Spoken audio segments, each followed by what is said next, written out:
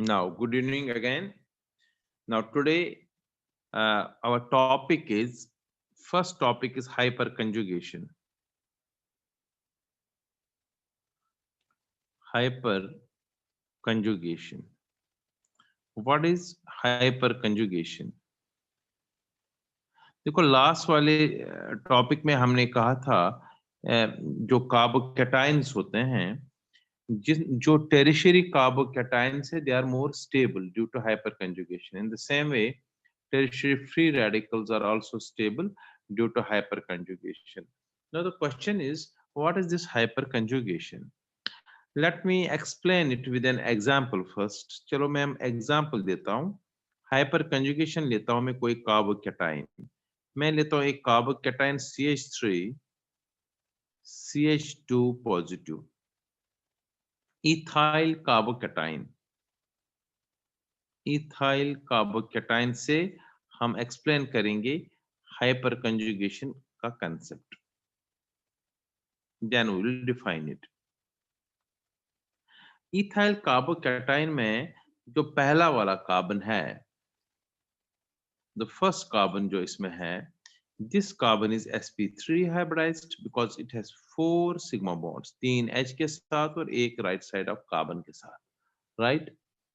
फिर दूसरा ये कि सेकंड इज ये वाला कार्बन. इस कार्बन में जो इसमें हाइब्रिडाइजेशन है that is sp2 because it has formed 3 sigma bonds only, 2 H के साथ and एक कार्बन के साथ. we know जो sp2 hybridized कार्बन होता है that is trigonal planar, and this carbon जो राइट साइड वाला कार्बन है, अगर मैं इसकी कॉन्फ़िगरेशन लिखूं, it is 1s2 2s1 2px1 2py1 2pz0, because एक इलेक्ट्रॉन जो इस पर था वो भी लूज हुआ है because it is positively charged 2pz0, right. तो इस वाले में हम कहते हैं कि sp2 हाइब्रिडाइजेशन है. मतलब ये मैं सिर्फ एक्सप्लेन अभी कर रहा हूँ. sp2 हाइब्रिडाइजेशन है, सो एक होगा इसमें अनहाइब्रिडाइज्ड, राइट. और जो लेफ्ट साइड वाला कार्बन है इसमें तो डायरेक्टली sp3 हाइब्रिडाइजेशन है, इसमें तो कोई दिक्कत नहीं है. अब देख लो इस में को मैं फिर लेता हूँ यहाँ पर CH3 CH2 पॉजिटिव. जो लेफ्ट साइड कार्बन है ये it has form 3 sigma bonds like this. एक सिग्मा बॉन्ड यहाँ से, एक हाइड्रोजन के साथ यहाँ से, क्योंकि टेट्राहेड्रली बॉन्डेड होगा, sp3 हाइब्रिडाइजेशन लाइक दिस. और जो राइट साइड वाला कार्बन है it is like this because it is, याद रहे, sp2 हाइब्रिडाइज्ड. और इस वाले कार्बन में एक अनहाइब्रिडाइज्ड ऑर्बिटल होता है, इसको हम डॉट से दिखा सकता हूँ like this unhybridised orbital, right. अब अगर मैं इसको हम ऑर्बिटल स्ट्रक्चर में पहले सिखाता हूँ, ऑल्दो इतना नहीं करना है, सिंपली जो ये वाला कार्बन है इसको मैं ऐसे दिखा रहा हूँ. बेसिकली इसकी 3 हाइब्रिड ऑर्बिटल यहाँ से, एक सिर्फ समझाने के लिए बता रहा हूँ, 3 हाइब्रिड ऑर्बिटल, 4th यहाँ से, राइट. अब जो ये वाला कार्बन है इसमें 3 हाइब्रिड ऑर्बिटल है बिकॉज दिस कार्बन इज, जो राइट साइड वाला कार्बन है इज sp2 हाइब्रिडाइज्ड ओनली. तो इसका एक ये हो गया, इसने यहाँ से सिग्मा बॉन्ड बनाया, एक ये हो गया, एक टोटल ऑर्बिटल स्ट्रक्चर है इसका, सिर्फ समझने के लिए बता रहा हूँ. और इसके साथ एक होगा अनहाइब्रिडाइज्ड ऑर्बिटल. ये पूरा इसका ऑर्बिटल स्ट्रक्चर है, राइट. और कार्बन पर positive charge, carbon is positively charge, right. यहाँ पर पॉजिटिव चार्ज होगी राइट साइड में इसमें.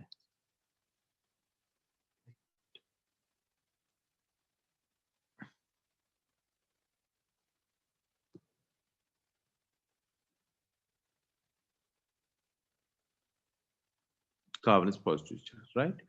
फिर यहाँ से H आ जाते हैं, 3 H ने सिग्मा बॉन्ड बनाया, इसके साथ भी सिग्मा बॉन्ड बनाए, इसके साथ भी सिग्मा बॉन्ड। जो ये ऑर्बिटल है ये sp3 हाइब्रिड ऑर्बिटल है, और जो ये है इसका ये s ऑर्बिटल हाइड्रोजन का है। तो इनके बीच में जो 2 इलेक्ट्रॉन यहाँ है, इन 2 इलेक्ट्रॉन को हम कहेंगे sp3s इलेक्ट्रॉन्स। कार्बन का sp3 हाइब्रिड ऑर्बिटल और s ऑर्बिटल हाइड्रोजन का s ऑर्बिटल, sp3s। सो जो भी कार्बन और हाइड्रोजन का बॉन्ड होता है that is sp3s electron, 2 electrons, right. अब मैं इसको दोबारा से बनाता हूं, नेक्स्ट, ध्यान से देख लो। अब मैं नेक्स्ट में बनाता हूं इसको। It's like now like this.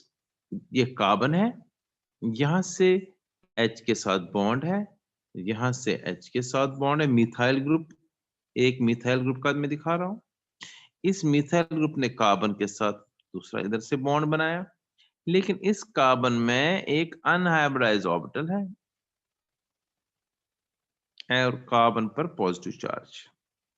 Free radical अगर होगा तो उसमें डॉट होगा, यहाँ पॉजिटिव चार्ज है, और इसमें यहाँ से एक बॉन्ड है, यहाँ से। ये हो गया इथाइल कार्बोकैटायन का स्ट्रक्चर। अब हमें पता है, अभी मैंने सिखाया आपको, जो कार्बन का बॉन्ड H के साथ होता है इसको हम क्या बोलेंगे, sp3, क्योंकि हाइब्रिड ऑर्बिटल कार्बन का sp3 और हाइड्रोजन का s इलेक्ट्रॉन्स, राइट। तो क्या होता है कि एडजेसेंट कार्बन में चूंकि पॉजिटिव चार्ज है कार्बन का और एक अनहाइब्रिडाइज्ड ऑर्बिटल है, हाइपर कंजुगेशन के लिए अनहाइब्रिडाइज्ड ऑर्बिटल का होना बहुत जरूरी है। ये जो 2 इलेक्ट्रॉन है कार्बन और हाइड्रोजन के, ये बीच में इसके साथ यहाँ से इंटरेक्ट करते हैं। दीज इलेक्ट्रॉन्स कार्बन और हाइड्रोजन में तो मूव करेंगे ही करेंगे, but sometimes they move towards positive charge carbon, right direction, overlapping हो रही है इस साइड से। ये 2 इलेक्ट्रॉन इधर की तरफ ओवरलैप करता है, और in a sense we can say जो ये वाला ऑर्बिटल है which this is unhybridized orbital। सो एक कार्बन का अनहाइब्रिडाइज्ड p ऑर्बिटल होना बहुत जरूरी है। ये pz ऑर्बिटल है, कार्बन का अनहाइब्रिडाइज्ड 2pz ऑर्बिटल, और कार्बन इस अनहाइब्रिडाइज्ड 2pz ऑर्बिटल जो है, इस 2pz ऑर्बिटल इंटरेक्ट करता है sp3s इलेक्ट्रॉन से। तो हम ये भी कह सकते हैं कि CH के जो इलेक्ट्रॉन्स है वो कार्बन की तरफ आ जाते हैं। जब वो कार्बन की तरफ आते हैं for the time being, for a small fraction of a second, तब ये पॉजिटिव चार्ज कम हो जाती है, डिस्पर्स होती है। जब पॉजिटिव चार्ज कम हो जाएगी तो स्टेबिलिटी बढ़ जाएगी, राइट। तो हमने यही कहा था। ये हो गया एक में, अगर यहाँ से इस H जो इस H की जगह अगर CH3 होगा तो यहाँ से भी होगा हाइपर कंजुगेशन, इस H से भी होगा, तो कहीं से भी जितने भी sp2 हाइब्रिडाइज कार्बन के साथ जितने भी अल्काइल ग्रुप्स बॉन्डेड होंगे वो हाइपर कंजुगेशन कर सकते हैं, क्योंकि इसमें एक ही अल्काइल ग्रुप, अगर 3 अल्काइल ग्रुप होंगे 3 साइड से, तो तीनों साइड से हाइपर कंजुगेशन हो सकती है। सो अब क्या है हाइपर कंजुगेशन? एक साइड से, अगेन रिपीट, एक साइड से ये इंटरेक्शन है किस किस के बीच में, एक साइड में sp3s electrons, these are sp3s electrons, और दूसरे साइड से अनहाइब्रिडाइज्ड p ऑर्बिटल, याद रहे इनके बीच में जो इंटरेक्शन है, इसी इंटरेक्शन को बोलते हैं हाइपर कंजुगेशन। याद रहे, again repeat, hyper conjugation is the interaction, ये इंटरेक्शन है किस किस के बीच में, बिटवीन, एक साइड में, बिटवीन, एक साइड में sp3-s इलेक्ट्रॉन्स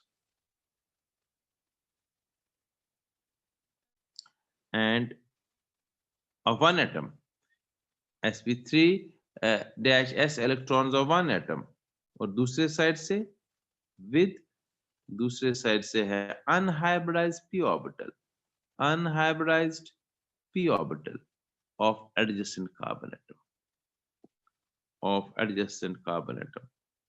सो जहां पर भी कार्बन पर अनहाइब्रिडाइज्ड p ऑर्बिटल होगा वहां ये इंटरेक्शन पॉसिबल है। एक कार्बन में अनहाइब्रिडाइज होना चाहिए और एडजेसेंट कार्बन में अल्काइल ग्रुप होना चाहिए, then this interaction takes place and this is known as hyperconjugation, right। और जो ये हाइपर कंजुगेशन है, So what is hyperconjugation? It's the interaction between sp3-s electrons of one atom with unhybridized p orbital of adjacent carbon atom. Right? यही लिखना है. देखो बेटा, ये इफेक्ट जो होता है, इसको दूसरा पॉइंट, इसको बोलते हैं नो बॉन्ड रेजोनेंस, क्योंकि जिस टाइम नो बॉन्ड रेजोनेंस क्यों इसको कहते हैं भी बता देते हैं.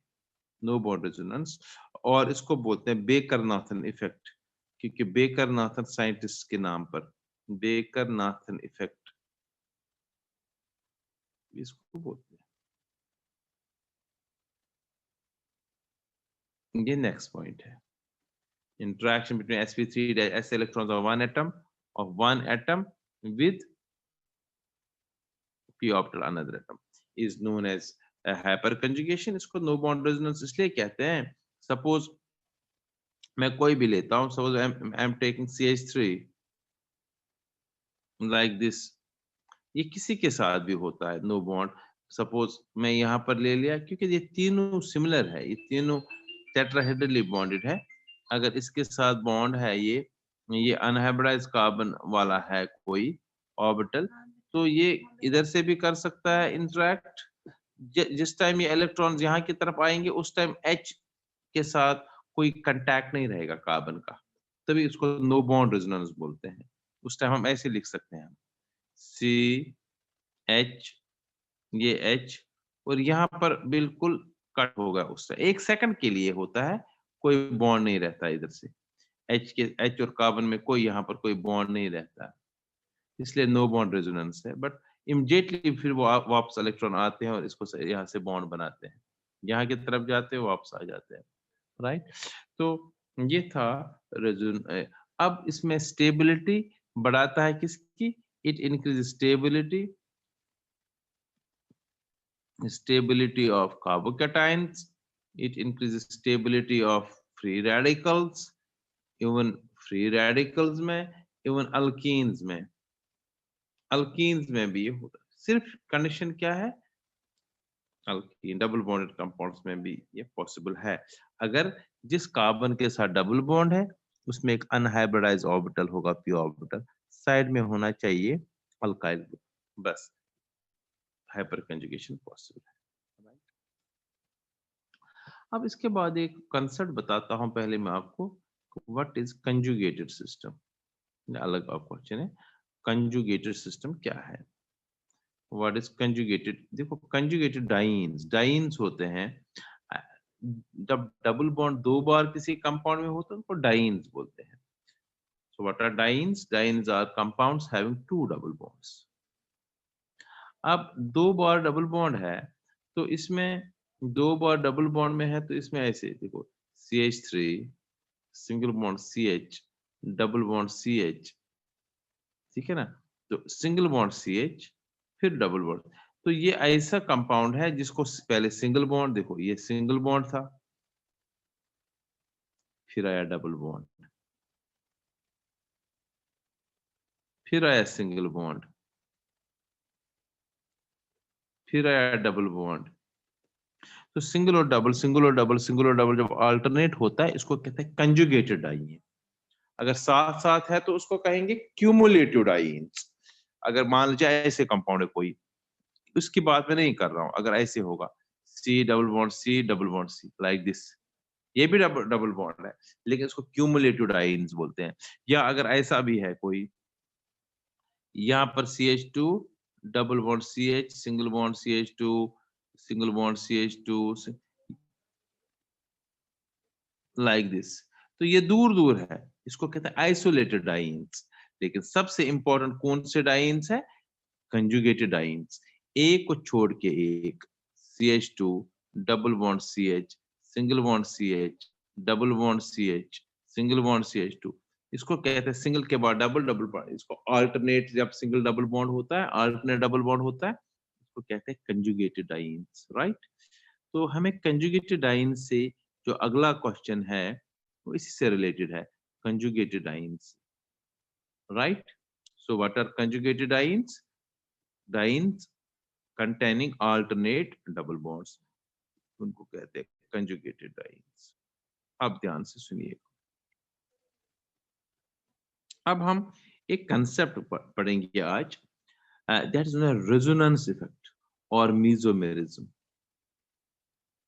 और रेजोनेंस इफेक्ट या इसको बोलते हैं मीजोमेरिज्म।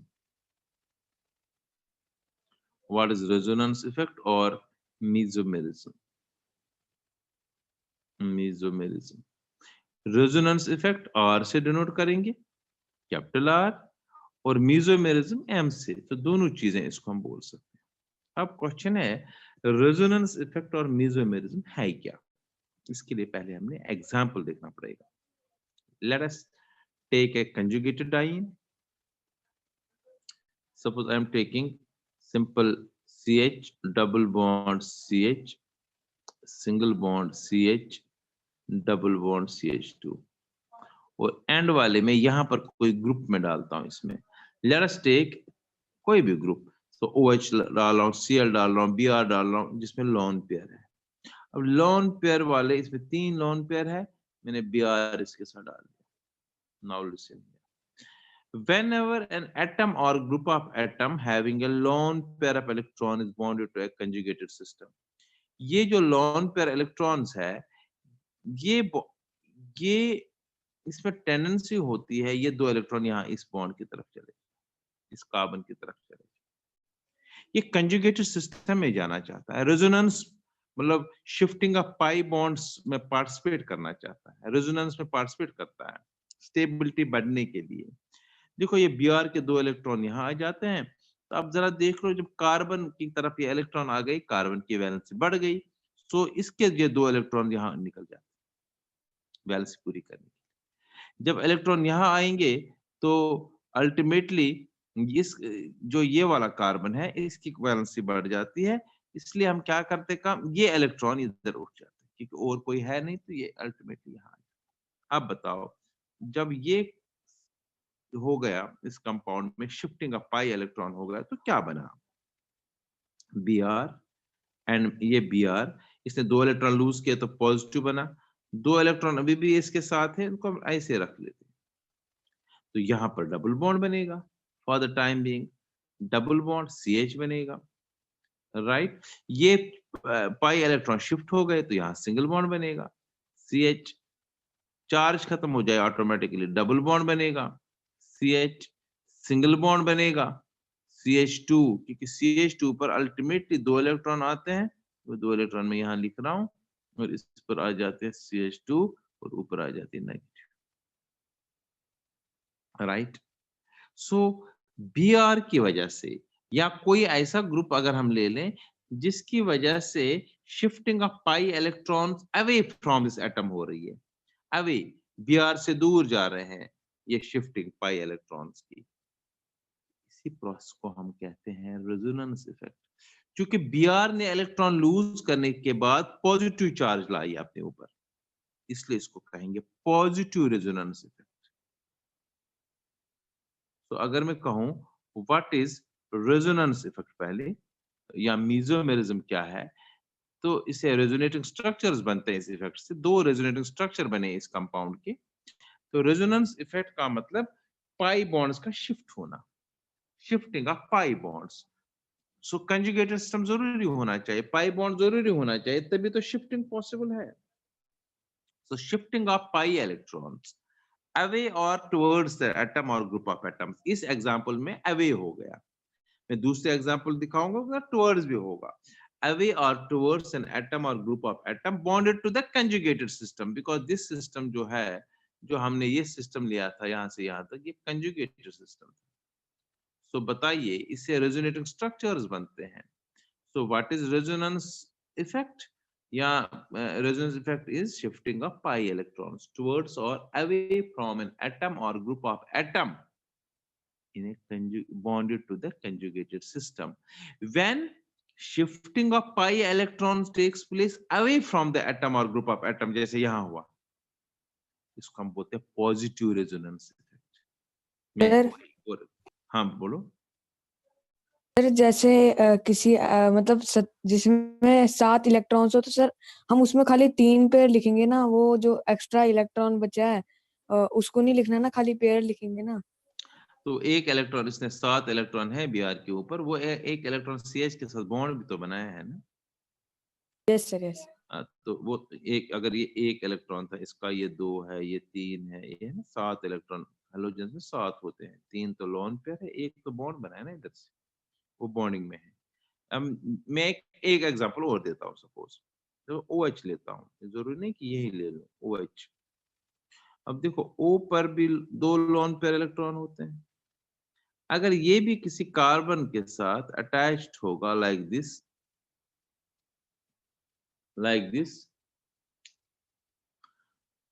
तो क्या बनेगा फिर, ऐसे बन जाएगा। इसमें भी यही होगा, सेम OH में भी ये इलेक्ट्रॉन यहाँ जाएगा, विद रिजल्ट ये इलेक्ट्रॉन यहाँ जाएगा, विद इलेक्ट्रॉन ये इलेक्ट्रॉन यहाँ जाएगा। इससे क्या होगा, रेजोनेटिंग स्ट्रक्चर बनेगा। रेजोनेंस इफेक्ट यही है, क्यों मॉलिक्यूल्स में रेजोनेंस होती है, ये भी एक रीजन है रेजोनेंस होने का। देख लो OH, अब O पर एक ही लोन पेयर इलेक्ट्रॉन रहेगा, खुद ये पॉजिटिव बनेगा, लेकिन यहाँ डबल बॉन्ड आएगा CH। अब ये इलेक्ट्रॉन शिफ्ट हुआ तो सिंगल बॉन्ड CH, यहाँ पर तो आया इलेक्ट्रॉन तो डबल बॉन्ड CH, लास्ट में इलेक्ट्रॉन शिफ्ट हुआ CH2 के ऊपर, तो ये 2 इलेक्ट्रॉन और नेगेटिव चार्ज बन। सो याद रहे, रेजोनेटिंग स्ट्रक्चर्स बन गए इससे। सो कोई भी एटम जिसमें सपोज फ्लोरीन अटैच करो, इसमें 3 पेयर ऑफ इलेक्ट्रॉन है, एक बॉन्ड है, बॉन्ड वाला तो है ही है इसके साथ अटैच्ड। क्लोरीन ले लो, ऐसे क्लोरीन बॉन्ड किया, तो इस साइड मैंने दिखा दिया, क्लोरीन ले लिया, OH ले लिया मैंने अभी, OH इसमें 2 पैर है, इधर से बॉन्ड। ये एमाइन ग्रुप है, NH2 ग्रुप, N पर लोन पेयर इलेक्ट्रॉन है। तो अगर ये ग्रुप्स कभी भी अटैच्ड होंगे कंजुगेटेड सिस्टम के साथ, तो रेजोनेंस होगी और शिफ्टिंग ऑफ पाई इलेक्ट्रॉन होगा away from an atom or group of atoms. Now this was positive resonance effect. अब मैं कहूंगा negative resonance effect. Now what is negative resonance effect? Negative में क्या होता है, टुवर्ड्स होता है, तो इसका मतलब है खींचने वाला ग्रुप होना चाहिए इलेक्ट्रॉन को अपनी ओर, तो वो होता है अनसैचुरेटेड वाले। अनसैचुरेटेड वाला अगर कोई भी ग्रुप है, जैसे नाइट्रो ग्रुप है, and double bond coordinate bond, वो ये नाइट्रो ग्रुप है। अगर ऐसा कोई ग्रुप अटैच्ड है कंजुगेटेड सिस्टम के साथ, तो ये तो देगा नहीं इलेक्ट्रॉन, ये तो उल्टा लेगा इलेक्ट्रॉन, क्योंकि इसमें कोई लोन पेयर इलेक्ट्रॉन है नहीं, इसमें कोई लोन पेयर इलेक्ट्रॉन नहीं है। सो क्या होगा इसमें, ये दो देखो, अगर इसमें लेविस स्ट्रक्चर की बात करूं, ये ऐसे है, इसमें 3 पेयर, उसमें 2 पेयर, लाइक दिस। तो ये 2 इलेक्ट्रॉन ऑक्सीजन की तरफ आएंगे, ऑक्सीजन मोर इलेक्ट्रो, ये इनको electronegative to attract shared pair of electron, कौन सा पाई इलेक्ट्रॉन towards it, तो ऑक्सीजन बनेगा नेगेटिव, नाइट्रोजन बना पॉजिटिव। जब ये नाइट्रोजन स्लाइटली पॉजिटिव बना, ये इलेक्ट्रॉन, तो ये यहां से खींचेगा इन इलेक्ट्रॉन को, पाई इलेक्ट्रॉन को अपनी ओर, राइट। ये पॉजिटिव नहीं दिखाना है, लेकिन क्योंकि ये खत्म हो जाता है ना जब यहाँ से इलेक्ट्रॉन आएंगे, ये बना था पॉजिटिव, ये इलेक्ट्रॉन यहाँ से आएंगे तो ये न्यूट्रल हो गया, तो जब यहाँ से तो ये पॉजिटिव बना क्योंकि इसने लूज किया, लेकिन इमीडिएटली ये इलेक्ट्रॉन जब यहाँ आएंगे तो ये पॉजिटिव चार्ज खत्म होगी, तो इसलिए नहीं दिखा सकते पॉजिटिव चार्ज, क्योंकि पॉजिटिव बना था, बट ये इलेक्ट्रॉन जब यहाँ आएंगे ये पॉजिटिव बना, अल्टीमेटली इसने इलेक्ट्रॉन लूज किया, ये पॉजिटिव बनेगा, राइट। अब इसका रेजोनेटिव स्ट्रक्चर जो है वो क्या बनेगा, देख लीजिए। ओ पर एक और पेयर आएगा, 2 तो ऑलरेडी इस पे ऊपर थे, अब तीसरा पेयर और नेगेटिव बना, सिंगल बॉन्ड N, इसमें तो कोई चेंज नहीं हमने लाई, ये तो बराबर 3 पैर इलेक्ट्रॉन, यहाँ डबल बॉन्ड आएगा CH, क्योंकि इलेक्ट्रॉन पैर आ गया ऊपर से, यहाँ सिंगल बॉन्ड बना CH, ये डबल बॉन्ड आ गया CH, तो रेजोनेटिंग स्ट्रक्चर्स बना, CH2 सिंगल बॉन्ड बना, और ये पॉजिटिव चार्ज, यहाँ पर कुछ पॉजिटिव नहीं दिखानी थी। सो क्योंकि यहाँ पर शिफ्टिंग ऑफ पाई इलेक्ट्रॉन हो गया, शिफ्ट हो गया pi electrons towards this atom or group of atoms, therefore and it becomes negatively charged, ये नेगेटिव चार्ज हमने इधर लिख लिया है चार्ज फिर इसके ऊपर, तो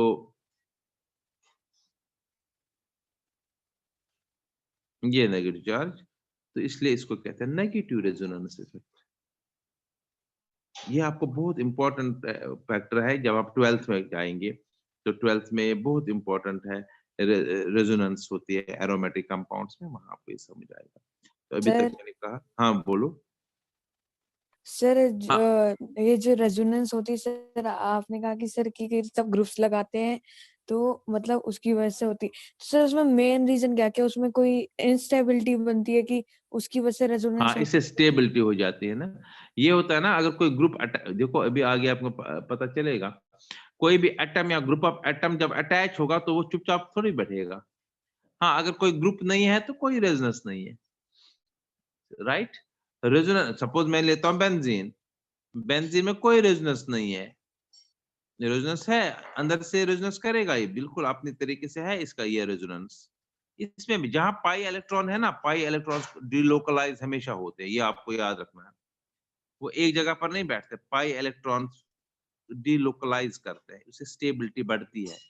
ये इलेक्ट्रॉन यहाँ चले जाते हैं, आप डबल बॉन्ड यहाँ, ये इलेक्ट्रॉन यहाँ, ये डबल बॉन्ड यहाँ, ये इलेक्ट्रॉन यहाँ, ये डबल बॉन्ड यहाँ। तो इसको कहते हैं डीलोकलाइजेशन ऑफ पाई इलेक्ट्रॉन। जितना ज्यादा होगा डीलोकलाइजेशन ऑफ पाई इलेक्ट्रॉन, उतनी स्टेबिलिटी बढ़ती है कंपाउंड में।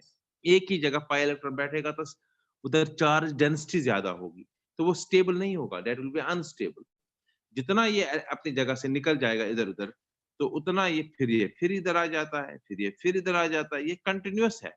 इसको बोलते हैं डीलोकलाइजेशन, याद रहे। डीलोकलाइजेशन ऑफ पाई इलेक्ट्रॉन की वजह से ही होता है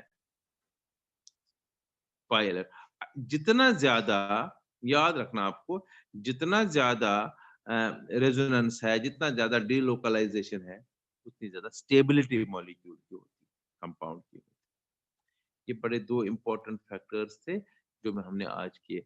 एक था हाइपर कंजुगेशन और दूसरा बताया मैंने resonance effect. Hyper conjugation and second was resonance effect.